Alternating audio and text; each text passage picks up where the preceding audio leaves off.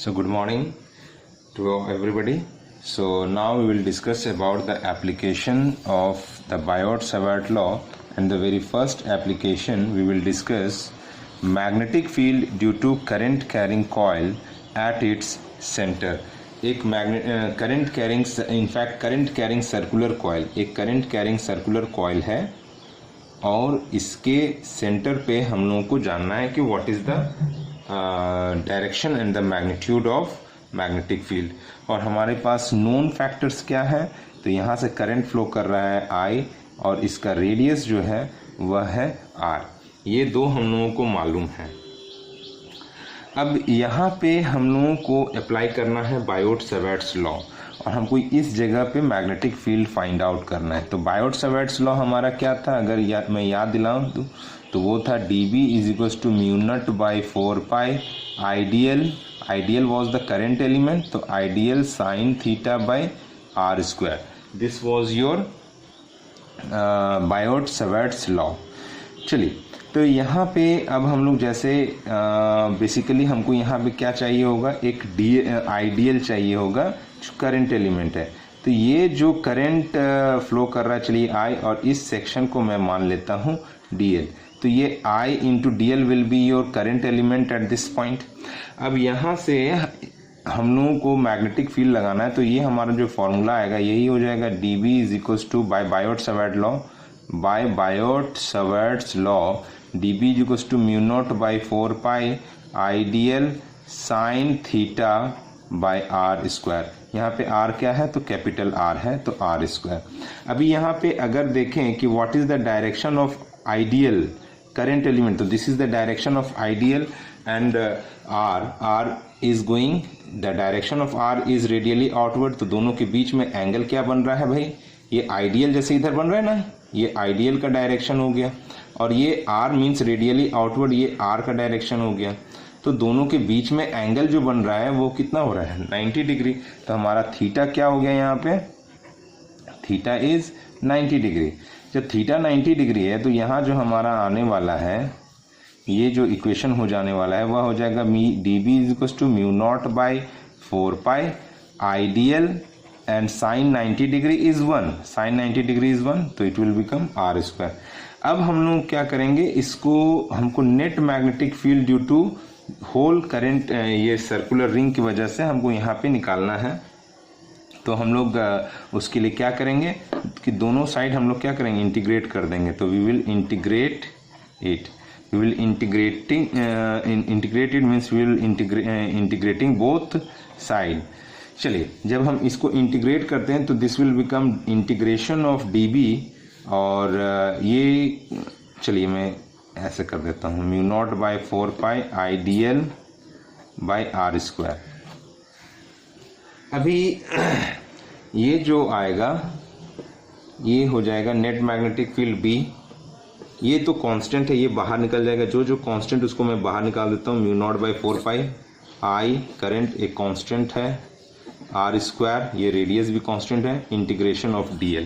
ना integration of dl, ये dl ये dl ये dl ये dl ये dl सारा को मिलाएंगे तो क्या आ जाएगा, द कंप्लीट सर्कमफेरेंस। तो dl का इंटीग्रेशन क्या हो गया, l is the complete circumference.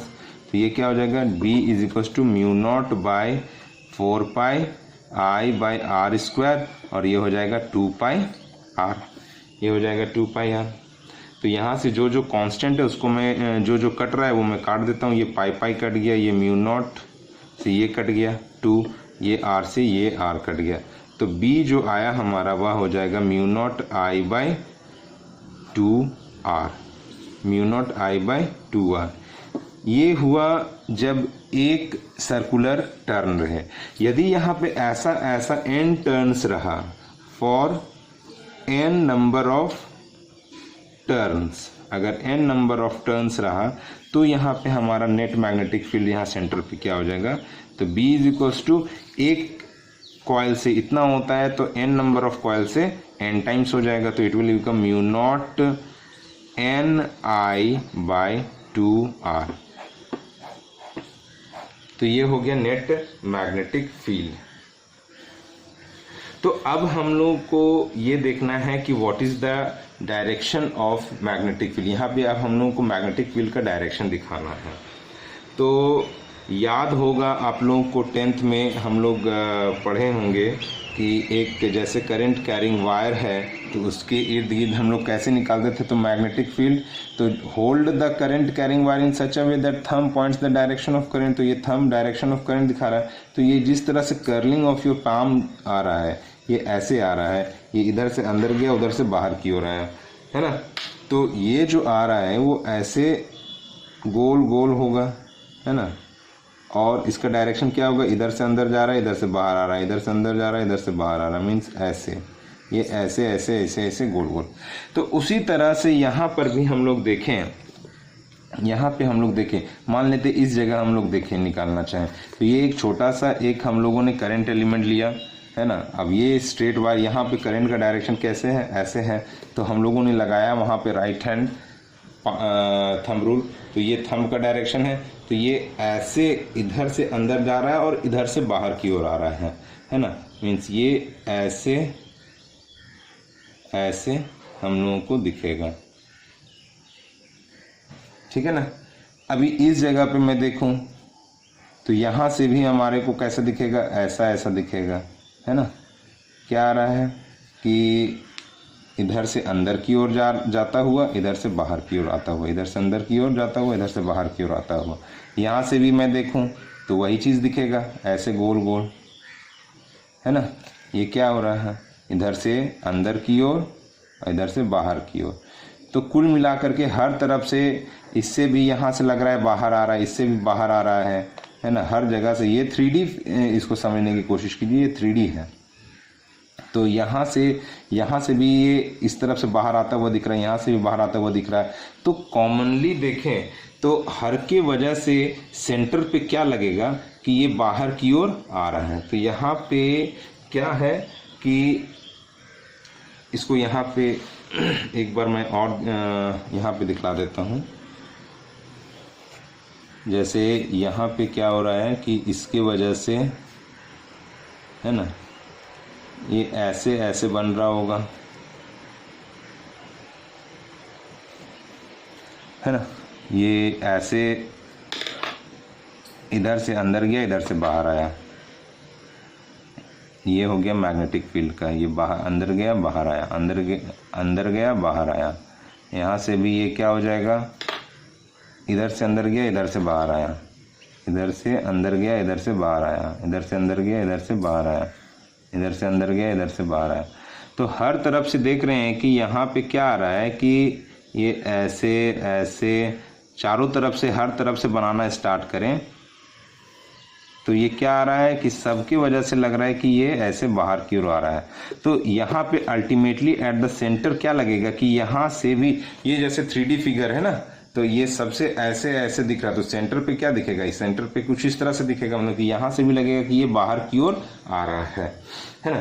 तो यहाँ से लगेगा कि इस जगह पे से बाहर आ रहा है। अभी यहाँ पे याद करो, ये इस तरफ से हमको लग रहा है कि बाहर की ओर आ रहा है, तो बाहर की ओर आता है, मतलब कि अगर यदि हम, और यहाँ पे याद रखें कि हमेशा जो मैग्नेटिक फील्ड है, मैग्नेट जो होता है वो केवल सिंगल पोल में नहीं होता है, वो ऑलवेज डाइपोल में ही एग्जिस्ट करता है ना।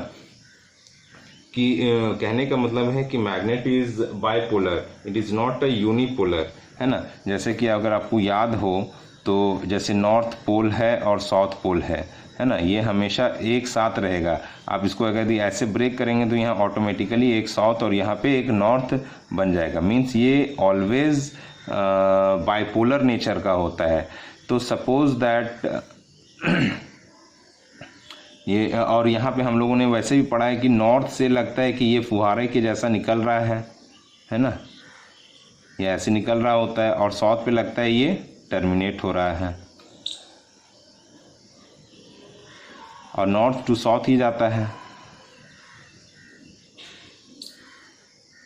ये नॉर्थ टू साउथ जा रहा होता है। तो यहाँ से लग रहा है कि ऐसे ये निकल रहा है, इस जगह से ऐसा लग रहा है कि निकल रहा है। जैसे इसको मैं ऐसे दिखाऊं तो यहाँ से क्या लग रहा है कि ये निकल रहा है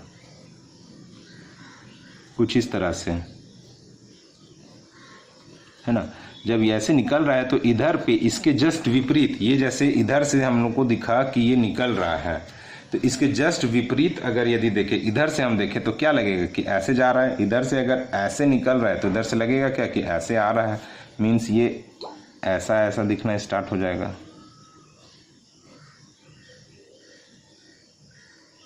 तो मतलब क्या है, इधर से निकल रहा है, मतलब निकलता किधर से, नॉर्थ। तो इस तरफ जो बनेगा मेरा, ये जैसे रिंग हुआ, इसका इस तरफ हमारे को क्या बनता हुआ दिखेगा, नॉर्थ पोल, और इसके रिंग के उस तरफ हमको क्या बनता हुआ दिखेगा, ये दिखेगा साउथ पोल, क्योंकि साउथ पोल में हमको लगता है कि सारा फील्ड लाइंस मर्ज कर रहा है ना।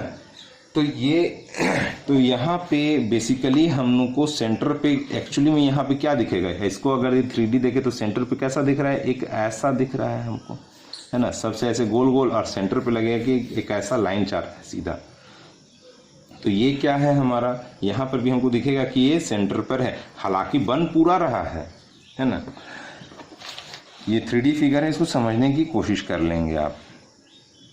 तो ये जो बनने वाला है, यहाँ पे फील्ड का डायरेक्शन कैसा आ रहा है सेंटर पे, तो फील्ड का डायरेक्शन इस सब के वजह से दिख रहा है हमको ये आउटवर्ड। तो हम लोग यहाँ पे कह सकते हैं कि इसका जो डायरेक्शन बोर्ड बन रहा है यहाँ पे आउटवर्ड डायरेक्शन में हो रहा है। और कैसा फील्ड लाइंस बनता है ये यहाँ से समझने की कोशिश करें इसको। और डायरेक्शन मीन्स कहाँ पे कैसा पोल बनने वाला है, उसको एक और तरीके से हम लोग समझने की कोशिश करते हैं, that is clock face rule. Clock face rule, जैसे कि अगर यदि ये एक है कॉइल, अभी इसमें सपोज दैट ये जो हमारा जा रहा है ये anti clockwise current anti clockwise current है ना। तो एंटी क्लॉकवाइज में कैसा पोल यहाँ पे बनना चाहिए, और यदि इसके जस्ट ऑपोजिट देखो, इसका अगर या इस तरफ मैं आउटलाइन देखने का कोशिश करूं तो थोड़ा सा आप देखना कि ये कैसा दिख रहा है, ये इसका आउटलाइन देखने का कोशिश करें तो ये ऐसे दिख रहा है। तो अगर यदि देखें कि इधर से हमको अगर यदि ये एंटी क्लॉकवाइज दिखा तो यही इधर से हमको क्या दिख रहा है, क्लॉकवाइज दिख रहा है, ऐसे जाता हुआ दिख रहा है। यही चीज़ इधर पे एंटी क्लॉकवाइज है, लेकिन यही इधर पे क्या है, क्लॉकवाइज है। मीन्स अगर यदि इधर से एक ने एंटी क्लॉकवाइज देखा तो इधर से उसको वही चीज़ क्या दिखेगा, क्लॉकवाइज दिखेगा। तो मीन्स इसका यही फेज, इसको उल्टा करके मैं देखूं तो ये क्या दिखेगा हमें, एक क्लॉकवाइज दिखेगा। और इसको याद रखने के लिए क्लॉक फेस रूल में क्या है कि सपोज दैट इसको थोड़ा स्टाइलिश एन लिखते हैं और थोड़ा स्टाइलिश साउथ एस लिखते हैं। अब ज़रा देखें, ये देखिए इसको सपोर्ट कर रहा है, ये इसको सपोर्ट कर रहा है। यदि यहाँ एन पे मैं एन फिट किया तो हमारे को ये क्या कर रहा है, हमारे डायरेक्शन को ये सपोर्ट कर रहा है।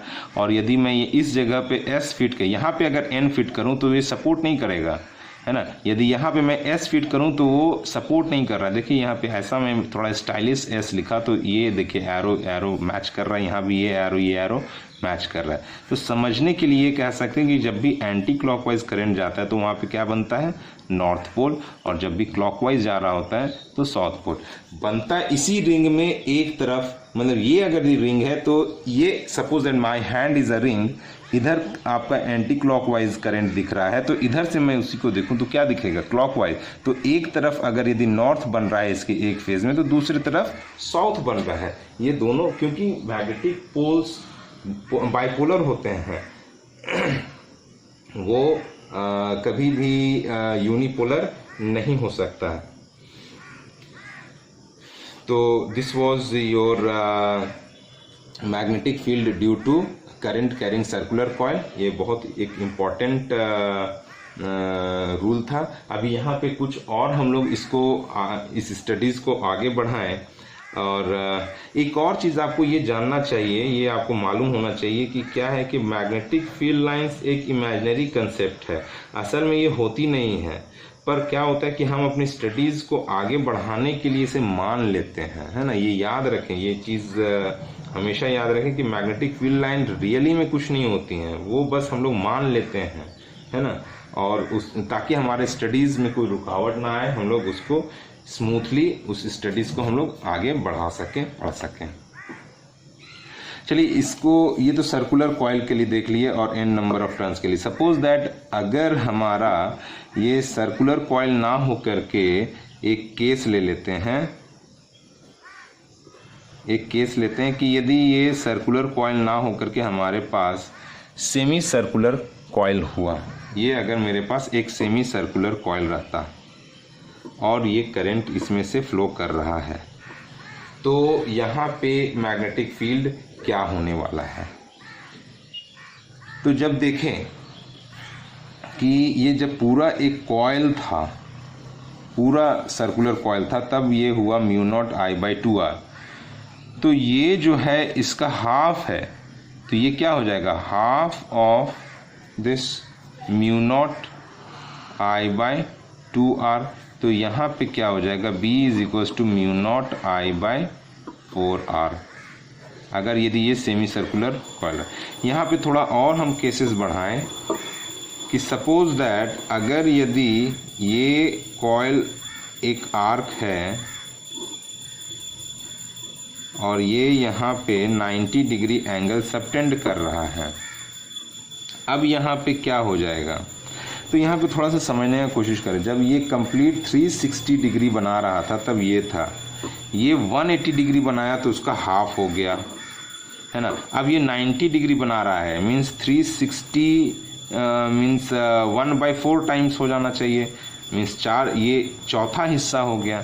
तो इसको हम लोग क्या लिखेंगे, किस तरह से करेंगे, B is equals to 1/4 times of mu nought I by 2r। तो ये आ जाएगा हमारा B is equals to mu nought I by 8r। अभी इन जनरल आ जाए कि सपोज दैट ना तो ये 180 वाला है, ये 90 वाला है ना, ना सेमी सर्कुलर है और ना क्वार्टर सर्कल है। तो अगर यदि एक कंडीशन आ जाए, इसको मैं इधर दिखाता हूँ कि सपोज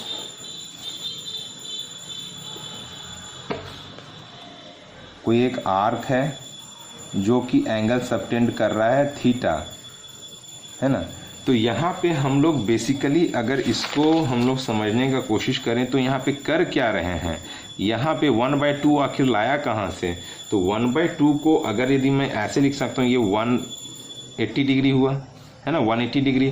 तो 180 डिग्री बाई 360 डिग्री करें तो ये क्या आएगा, 1/2 आ जा रहा है। यहाँ यहाँ पे आपको दिखाना होगा, है ना। सपोज दैट ये 180 डिग्री है, यहाँ पे ये B कहाँ से आया, तो भाई ये 180 डिग्री है, तो हमने क्या किया होगा, 180 degree divided by 360 degree, half लाना है ना भाई, ये हाफ। तो ये हाफ कैसे आया, 180 डिग्री बाय 360 करेंगे तो ये क्या आ जाएगा, हाफ आया। या इसको हम लोग लिख सकते हैं 360 को पाई, 180 को पाई और 360 को 2 पाई, तो इससे भी क्या आया हमारा हाफ। यही चीज़ अगर यहाँ पे 1/4 कैसे आया, तो 1/4 आने के लिए हम लोगों ने क्या किया होगा, may be 90 degree by 360 degree, तो ये क्या आ जाएगा 1/4। या हम लोग किए हो सकते हैं 90 डिग्री को हम लोग लिखते हैं π/2 और 360 को हम लोग लिखते हैं 2 पाई, तो ये पाई कट गया, तो ये भी आया हमारा 1/4। तो बेसिकली क्या लिख रहे हैं, ये angle divided by 360 degree, this angle divided by 360 degree, है ना।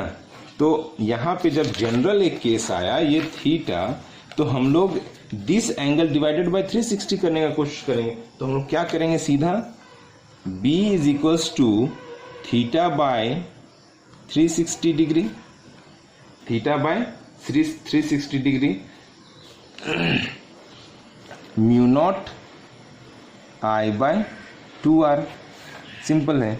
या ये अगर डिग्रीज में आया तो ये डिग्रीज में, अगर रेडियन में आया तो हम लोग क्या लिखेंगे, अगर यदि थीटा तुम्हारा डिग्रीज में है, अगर थीटा रेडियन में हो तब क्या हो जाएगा, है ना, theta by 2 pi mu nought I by 2r। ये कब, जब थीटा रेडियंस में हो, है ना, पाई के टर्म में हो, तब ये हम लोग क्या लेंगे, थीटा बाय 2 पाई ना। एक क्वेश्चन मान लेते हैं हमारा, अगर ऐसा हो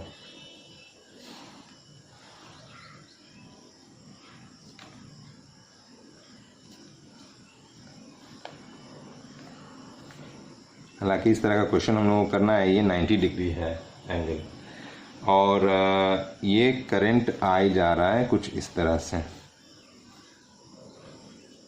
अब ये बोल रहा है कि इस कंप्लीट सेक्शन की वजह से, इस कंप्लीट कॉन्फ़िगरेशन की वजह से इस जगह पे क्या मैग्नेटिक फील्ड है। मैग्नेटिक फील्ड इस पॉइंट पे क्या है, मान लेते ये पॉइंट पे है। What is magnetic field? Net field at P. तो एट पी पे हम देखें अगर नेट फील्ड तो क्या है, एक ये वायर है, एक इसके वजह से यहाँ पे एक फील्ड हो सकता है, एक इसके वजह से यहाँ पे एक फील्ड हो सकता है, एक इसके वजह से यहाँ पे फील्ड हो सकता है। तो ये मान लेते फर्स्ट, ये मान लेता हूँ सेकेंड, और ये मान लेता हूँ थर्ड। तो यहाँ पे क्या हो सकता है, B1 plus B2 plus B3, है ना।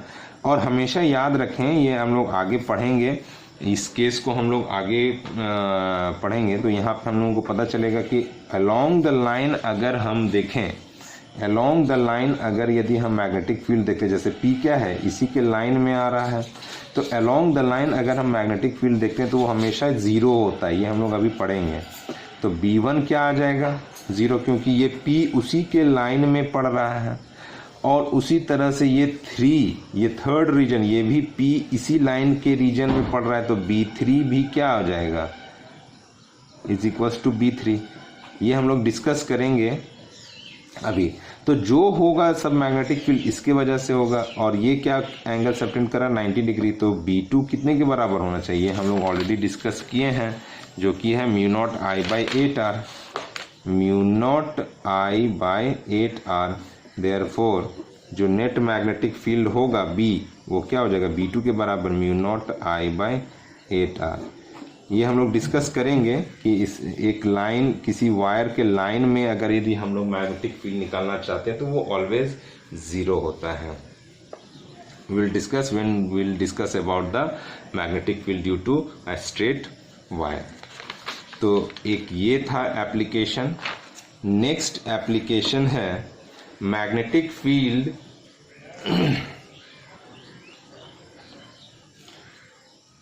ऑफ अ करंट कैरिंग, उसको थोड़ा शॉर्टकट में लिखते हैं। देखिए see, current carrying circular coil को मैं लिख सकता हूँ C।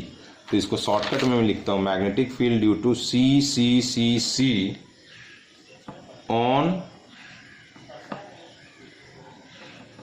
Axis, on its axis.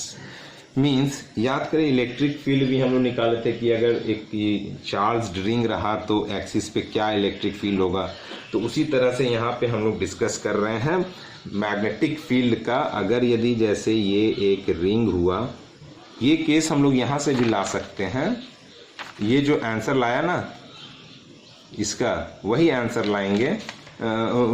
ये इसका एक केस होगा, है ना, एक केस होगा। अभी फिलहाल हम लोग क्या चाह रहे हैं, यहाँ पे हम लोगों ने करे सर्कुलर कॉइल लिया एट सेंटर, और यहाँ पे हम लोग ले रहे हैं कि ऑन द एक्सिस, ये सर्कुलर करंट कैरिंग कॉइल है और इसके एक्सिस, ये इसका एक्सिस बन रहा है। एक्सिस पे कहीं भी हमको निकालना है मैग्नेटिक फील्ड। तो ये क्या होगा, तो ये मान लेते करंट कैरिंग कॉइल है। तो यहाँ से हम लोग याद करें, अगर इलेक्ट्रोस्टैट में भी हम लोग डिस्कस किए थे, तो हम लोग लेते थे एक यहाँ पे एक सेक्शन लेते थे, एक यहाँ पे सेक्शन। तो सेम यहाँ पर भी हम लोग वही करेंगे, बस यहाँ और यहाँ की वजह से जो इलेक्ट्रिक फील्ड, जो एलिमेंट्री इलेक्ट्रिक फील्ड का डायरेक्शन होगा, वो एलिमेंट्री मैग्नेटिक फील्ड का जो डायरेक्शन होगा वो इलेक्ट्रोस्टैटिक वाले से थोड़ा सा डिफर करेगा। वो कैसे डिफर करेगा हम लोग डिस्कस करेंगे। ये मान लेते रीजन 1 हो गया और ये सेकेंड पॉइंट हो गया। तो यहाँ के वजह से इसमें जो करंट फ्लो कर रहा है वो मान लेते हैं I। एक डीएल सेक्शन यहाँ लिया और एक डीएल सेक्शन यहाँ लिया, ठीक है। अभी इसके वजह से यहाँ पे मैग्नेटिक फील्ड देखें तो सपोज दैट ये, अभी डायरेक्शन अभी हम नहीं बता रहे हैं, अभी हम केवल लिख रहे हैं कि इसके वजह से यहाँ पे मैग्नेटिक फील्ड क्या आ जाएगा, dB1 is equals to mu not by 4 pi I dl sine theta. चलिए मैं दिखा देता हूँ साइन थीटा क्या होने वाला है। Sine theta by r square, ये लेंथ को मैंने ले लिया आर और ये मान लेते हैं ए है या एक्स है, एक्स ले लेते हैं, ठीक है। चलिए ये dB1 हो गया I dl sine theta by this r square. अभी ये हमारा साइन थीटा क्या होने वाला। अब यार गौर करके आप देखिएगा, ये एक ऐसा रिंग है, मीन्स ये टेंजेंशियली जा रहा है, ये टेंजेंशियली जा रहा है, ये dl का डायरेक्शन हो गया और ये रहा r का डायरेक्शन, ये r का आइडियल, ये ऐसे टेंजेंशियली जा रहा है ना, ये ऐसे टेंजेंशियली, ये r का डायरेक्शन, दोनों के बीच का एंगल क्या हो रहा है 90 डिग्री। तो यहाँ पे थीटा क्या होना है 90 डिग्री। तो हमारा जो dB1 आया, इसके वजह से dB1 जो आया वो हो गया mu not by 4 pi I dl by r square, ठीक है। अब इसका मैं डायरेक्शन देता हूँ, बताता हूँ कहाँ पे होगा। अब पहले मैं, अच्छा ठीक है, इसका डायरेक्शन पहले मैं देख लेता हूँ। तो डायरेक्शन क्या होना है यहाँ पे, तो इसका जो डायरेक्शन होगा dB1 का, इसको आप थोड़ा सा समझने की कोशिश करें, है ना। ये थंब को हम लोग क्या करते हैं, थंब को, I have to change my position, thumb को हम आइडियल के एक तरीका बताया था ना, राइट हैंड पाम वाला रूल, कर्लिंग वाला, ये कर्लिंग से भी आता है, इससे भी आता है। ये डीएल, ये ऐसे की ओर बाहर जा रहा है, ये डीएल ऐसे, ये हथेली को हमने आर के डायरेक्शन में रखा है ना, हथेली को हमने आर के डायरेक्शन में रखा, हथेली को हमने आर के डायरेक्शन में रखा, ये थंब का डायरेक्शन हो गया, है ना, ये थंब का डायरेक्शन हो गया।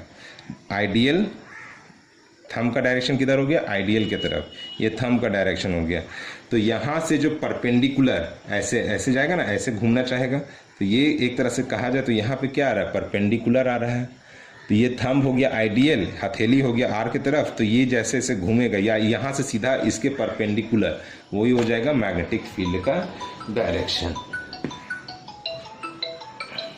सो यहाँ पे इसके आर के ऐसे परपेंडिकुलर आएगा मेरा ये dB1, है ना। उसी तरह से, आई होप ये समझ में आ गया हो, उसी तरह से अब इधर से अगर यदि मैं देखूं इसके वजह से, तो ये आ जाने वाला है आर, और इसके वजह से ये जो मैग्नेटिक फील्ड आएगा वो आएगा कुछ इस तरह से dB2, है ना। Similarly what will be dB2, mu not by 4 pi I dl by r square, I dl by r square, ये दोनों तो सेम ही आने वाला है। ये मैं मान लेता हूँ एंगल फाई, ये भी मैं मान लेता हूँ, तो ये फाई है तो ये भी एंगल क्या हो जाएगा हमारा फाई। अब यहाँ से ये फाई है, ये फाई है, ये 90 डिग्री है ना, तो ये एंगल हो जाएगा हमारा 90 डिग्री माइनस फाई, ये हो जाएगा 90 डिग्री माइनस फाई। अब ये एंगल भी 90 डिग्री है, ये एंगल, तो ये एंगल हो जाएगा हमारा फाई। देखिए ये फाई है तो ये एंगल 90 माइनस फाई, ये एंगल 90 है तो ये एंगल हो जाएगा हमारा फाई। तो ये बचा मेरा फाई, तो इसको अगर मैं इधर रिजॉल्व करूं तो ये आ जाएगा मेरा dB1 cos फाई, और इधर हो जाएगा dB2 sign, sorry dB1 sine phi. उसी तरह से dB2 को मैं रिजॉल्व करूं तो इधर आ जाएगा dB2 cos फाई, और इधर हो जाएगा dB2 साइन फाई। अभी dB1 और dB2 तो मैग्नीट्यूड में सेम है, तो ये आपस में कट जाएगा। तो नेट मैग्नेटिक फील्ड जो आएगा हमारा, नेट मैग्नेटिक फील्ड जो आएगा वो इस डायरेक्शन में, इन दो सेक्शन की वजह से इस डायरेक्शन में आएगा। तो नेट मैग्नेटिक फील्ड हमारा आया dB इज इक्वल्स टू, देखिए दो एलिमेंट लिया तो उसकी वजह से दो dB1 साइन थीटा और साइन फाई और dB2 साइन फाई आया, ठीक है। इसी तरह से अगर यदि मैं पूरा लूं तो ये एक का इंटीग्रेशन हो जाएगा, तो मैं लिख सकता हूँ 2 से 2 टाइम्स, तो n से n टाइम्स, और उसको हम लोग सिंपल कह सकते हैं तो इंटीग्रेशन, तो यहाँ पे मैं सीधा लिख सकता हूँ कि b is integration of db1 sine phi. अभी ये b is equals to db1 क्या हो जाएगा मेरा, mu not by 4 pi I d l by r square, और साइन फाई मेरा क्या होने वाला है, साइन फाई मेरा होने वाला है यहाँ से, साइन फाई मीन्स मेरा ये p बाय h, तो ये हो जाएगा हमारा r बाय ये r कितने के बराबर हो जाएगा, r बाय r, चलिए मैं मान लेता हूँ r बाय r, और r कितने के बराबर होगा ये हम लोग डिस्कस कर लेते हैं। तो जैसे यहाँ पे देखें कि हम लोग का नेट क्या आने वाला है, तो b इज इक्वल्स टू जो कांस्टेंट है वो बाहर निकल जाएगा, म्यू नॉट बाय 4 पाई, ये i भी, ये r भी, और ये r क्यूब, ये r स्क्वायर, ये तो फिक्स है ना अभी फिलहाल, तो ये टोटल का टोटल क्या आ जाएगा, r क्यूब और इंटीग्रेशन ऑफ dl। तो यहाँ से ये जो आने वाला है b is equals to mu not by 4 pi i by r i into r, और ये r कितने के बराबर हो जाएगा, ये r हो जाएगा under root r square plus x square, तो इसको हम करें अगर क्यूब, तो ये क्या हो जाएगा, r square plus x square 3/2, ये हो जाएगा 3/2, है ना। तो यहाँ से मैं लिखूँ r square plus x square 3/2 और इंटीग्रेशन ऑफ dl, इस dl का कंप्लीट इंटीग्रेशन क्या हो जाएगा 2, इस dl का कंप्लीट इंटीग्रेशन क्या हो जाएगा 2 पाई r। तो यहाँ से ये कट गया,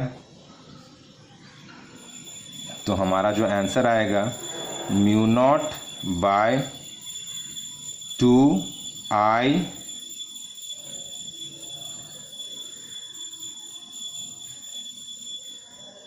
म्यू नॉट, यहाँ से मैंने कुछ काट दिया क्या, मैं ऐसा करता हूँ पाई को मैं नहीं काटता हूँ, पाई को रहने देता हूँ मैं, है ना, पाई को, अच्छा ठीक है मैं यहाँ लिख देता हूँ, चलिए इसको मैंने 2 पाई रखा और ये आ जाएगा पाई r square by r square plus x square power 3/2। मैंने पाई को छोड़ दिया, पाई को नहीं काटा, मैंने पाई को छोड़ दिया, पाई है यहाँ पर, पाई है, मैंने पाई को नहीं काटा। अभी ये पाई 2 को केवल काट दिया, तो पाई r स्क्वायर, ये क्या हो जाएगा एरिया, ये क्या हो जाएगा हमारा एरिया,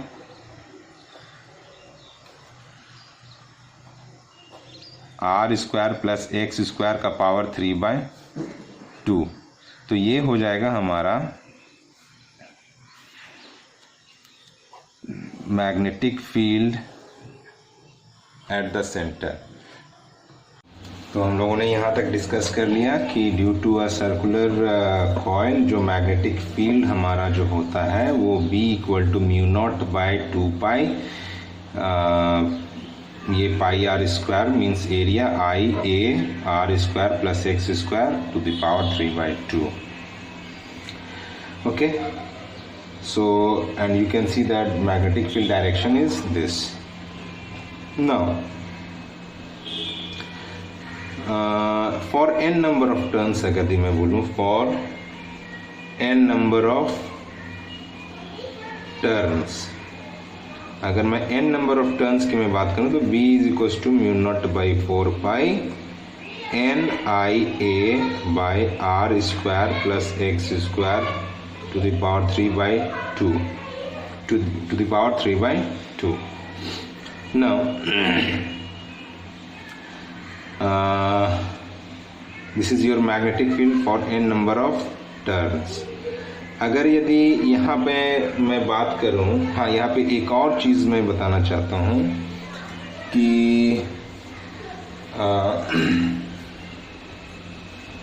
ये NIA आगे जाकर के हम लोग पढ़ेंगे, ये NIA को हम लोग M से डिनोट करते हैं, जिसको हम लोग कहते हैं मैग्नेटिक डाइपोल मोमेंट। ये हम लोग आगे डिस्कस करेंगे मैग्नेटिक डाइपोल मोमेंट। तो इसको हम लोग ऐसे भी लिख सकते थे, for B is equals to mu not by 4 pi M by R square, mu not by, sorry यहाँ 2 पाई होगा, 4 पाई नहीं, 2 pi R square plus x square 3/2। See some book में आप देखोगे कि ये 4 पाई को नहीं काटता है, ये 2 यहाँ पर है, ये यहाँ पे 2m आ जाएगा, है ना। और जैसे यहाँ पे मैं लिख ही देता हूँ, है ना, ताकि अनवांटेड कंफ्यूजन ना रहे। और b is equals to mu not by 4 pi 2m by R square plus x square to the power 3/2। ठीक है। ये ना यहाँ पे एक स्पेशल केस हम लोगों को पढ़ना होता है। यहाँ पे वेक्टर साइन देना है। एक स्पेशल केस है,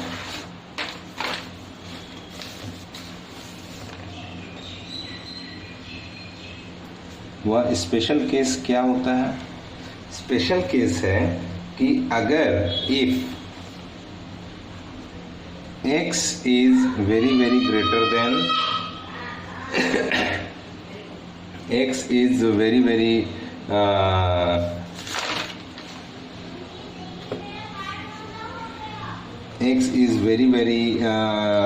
greater than r, ये case 1, x is greater than r। तो हम लोग यहाँ पे क्या कर सकते हैं, अगर x बहुत बड़ा है, r बहुत छोटा है, तो हम लोग इसको लिख सकते हैं, R स्क्वायर को हम लोग नेग्लेक्ट कर सकते हैं, तो हमारा बचेगा। तो यहाँ पे हम लोग क्या किया, R स्क्वायर को नेग्लेक्ट कर दिया, R स्क्वायर को नेग्लेक्ट कर दिया। तो हमारा जो आएगा यहाँ पे वो आ जाएगा B is equals to mu not by 4 pi 2m, और ये तो हट जाएगा, R स्क्वायर हट जाएगा, तो x square to the power 3/2, तो 2 कट गया, एक्स क्यूब बचेगा। तो 2m बाई एक्स क्यूब। ये देख रहे हो कि कुछ उसी तरह से है जो हम लोग वहाँ पे पढ़े थे इलेक्ट्रोस्टैट्स में, है ना, 2p बाई एक्स क्यूब आता था, है ना। और अगर ये ले ले दूसरा केस कि f x is very less than r, means ये x बहुत ही छोटा है r के कंपेरिजन, मीन्स नियरली इधर, है ना, ये जैसे लेंथ ले, ये x ये ले लें, तो this x is very less as compare to r। तो हम लोग यहाँ पे क्या करेंगे, x को यहाँ पे नेग्लेक्ट कर देंगे। x को अगर नेग्लेक्ट कर देते हैं तो हमारा क्या आ जाएगा, b is equals to mu not by 4 pi 2m by r cube, 2m by r cube. ठीक है, इसको थोड़ा मैं और प्रोसीड कर दूं, b is equals to mu not by 4 pi 2m को मैं लिख सकता हूँ n i a by r cube. तो b is equals to mu not by 4 pi, ये यहाँ पर भी आ गया, लेकिन इसको मैं थोड़ा सा आगे प्रोसीड करके एक पुराने रिजल्ट को मैं देख रहा हूँ, है ना, 2ni, और इसको मैं लिख सकता हूँ pi r square by r cube. तो ये आर स्क्वायर, ये क्यूब, ये ख़त्म हो जाएगा, ये पाई कट जाएगा, ये 2 कट जाएगा। तो हमारा b क्या आएगा, mu naught N I by 2r। अगर ये आप देखो तो ये जस्ट वैसा ही है जैसा कि magnetic field at centre, magnetic field at centre जो हम लोगों ने डिस्कस किया था, ये देखिए, है ना, ये देखिए, b is equals to mu naught N I by 2r, b is equals to mu naught N I by 2r। और यहाँ पर भी देखिए मैग्नेटिक फील्ड आउटवर्ड आया और यहाँ पे क्या आ रहा है, ऐसा आ रहा है मैग्नेटिक फील्ड। तो ये हो गया हमारा। So this was your second application. Now next application which we need to discuss is magnetic field due to a straight magnetic field